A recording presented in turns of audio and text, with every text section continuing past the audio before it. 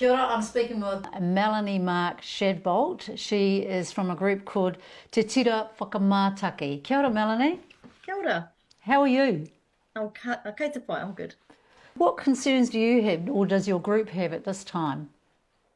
Yeah, in particular in relation to COVID, we have concerns about our people and our members and our whānau not having access to the bush and not having access in particular to food and rongoā. So a number of our members have raised concerns about not being able to feed their whānau because they can't go hunting or not being able to collect rongoā and make medicines that they may require in a COVID response. You know, they might not want to rely on traditional Western medicine. They may prefer to make their own. So the lockdown does have consequences for our rongoā practitioners and hunters and gatherers and the like. So my understanding is that the reason for those new rules are so that search and rescue or emergency crews are not deployed. Is that a concern for you? Oh, yeah, definitely. We certainly agree with that concern, and we understand the lockdown and completely agree with it. Predominantly, our members and the people who set us up were academics, so they do understand, the science behind the COVID spread. We understand the stay home, stay safe. We completely understand staying in the bubble to stop the spread of the disease and the virus, but there are social consequences of staying at home and keeping everyone locked up. There are whānau, as we've said before, who can't access food. Their version of panic buying is going into the bush and finding themselves a pig or finding a deer. We believe that there are safe ways around that, and it might be about ensuring that only one person is mandated to go hunting for a wider community.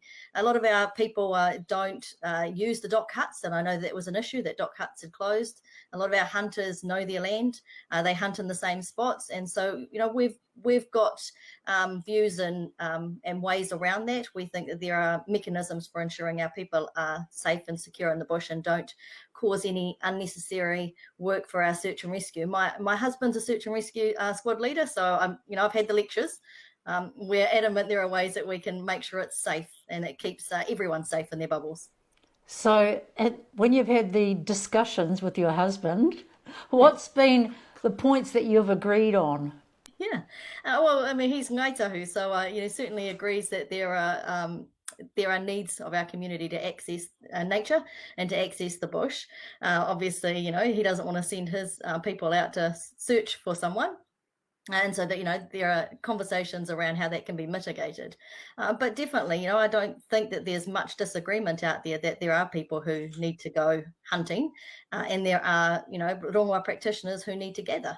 And on top of that, there are people who may want to carry on with, their seed collections or their harvesting because it's important for 2 or 3 months down the track when we need to grow certain kai or, new medicines. So there are ways around that, and organisations like our Crown Research Institutes and our plant producers associations are having those conversations with government about how they carry on their business, how they carry on doing biosecurity surveillance, or how they carry on doing seed collecting. We just want those conversations extended to Māori. Yeah, I guess, one of the issues is, which would be really clear, is that the people that you're talking about that go hunting or stalking or whatever, that's always been their lifestyle, right? That's how they've survived with their families. We don't have any expectation that newbies are going to suddenly arm themselves and go out there.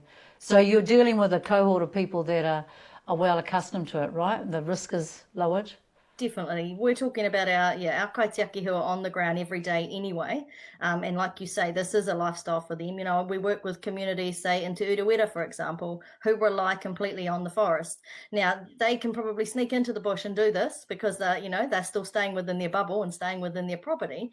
But we don't want them to have to break the rules, and we don't want enforcement to then be the consequence of doing that. We want, mature conversations about what our needs are for Māori and our whānau, and, to have those conversations with government about how we mitigate that. Just like we've had concessions around tangihanga, and we've had concessions in other spaces around what is an essential service. We just want the opportunity to have the same conversations and put forward our concerns and the risks to our communities.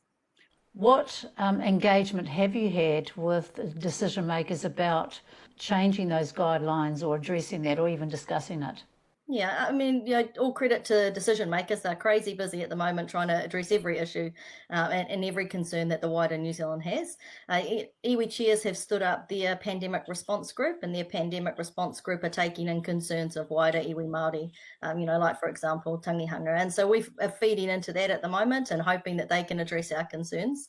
But, it's one of many priorities. And it's probably, and for some essential services in some ministries, it will be a lower concern than, say, testing and essential health services right now. But, for us, food is an essential service, isn't it? I guess one of the issues in that we all have to grapple with is that if we keep, if we midi the boundaries for different things, next minute there's more people going out there all the time, isn't there?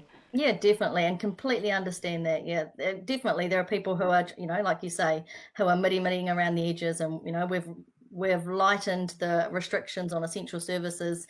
Yesterday, the Prime Minister announced that we could go out and get whiteware, or you could order them online, which means there's a whole new sector of the community that have to go back to work. So we completely understand that every time we adjust, we're changing the bubbles, and the bubbles become bigger. And that defeats the whole purpose of, trying to stop the spread of the disease. That said, we know that people will go. If our people are desperate enough and they need food, they will go hunting. I guess what we don't want is them doing it in large numbers. We don't want newbies doing it, like you said. We don't want them doing it in unsafe manners, and we don't want them to have, consequences based on the enforcement laws and police having to prosecute them. We want to be able to preempt some of those consequences and some of those outcomes by having the conversations early.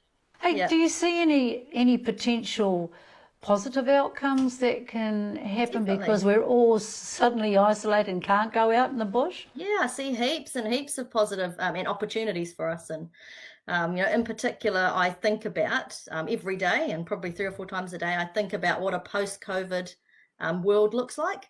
And I don't want us, I say to my staff, because I also manage a big biodiversity research program for the government. And I just said to my staff about half an hour ago that what I don't want is us to default back to business as usual. And I don't want us to default or to revert back to the kind of extractive rape and pillage the environment post-COVID. And so what I think COVID gives us an opportunity to do is to think about what we want the environment and the economy to look like going forward, and how from a Māori perspective, we put the environment at the heart of our economy. Because what we're seeing now is lower emissions, we're seeing better air quality, we're seeing more biodiversity come back into our cities. Biodiversity, we know, has links to increased biodiversity, has links to non-communicable diseases. So we know when people don't get access to the environment, they've got a higher chance of having asthma, childhood leukemia, anxiety, depression, all those things. We've got evidence that shows, the increase when we don't have biodiversity. So our opportunities now are to reconnect people to nature, make them feel happier, healthier, and then to think about how the new world order can put the environment at the heart of it. So, yeah, I do see heaps of opportunities. Oh, God, that's the nicest interview I've had for ages. Thank you for that. That's all right. Oh, awesome. Yeah. Kia ora. Thank you very much. You're more than welcome.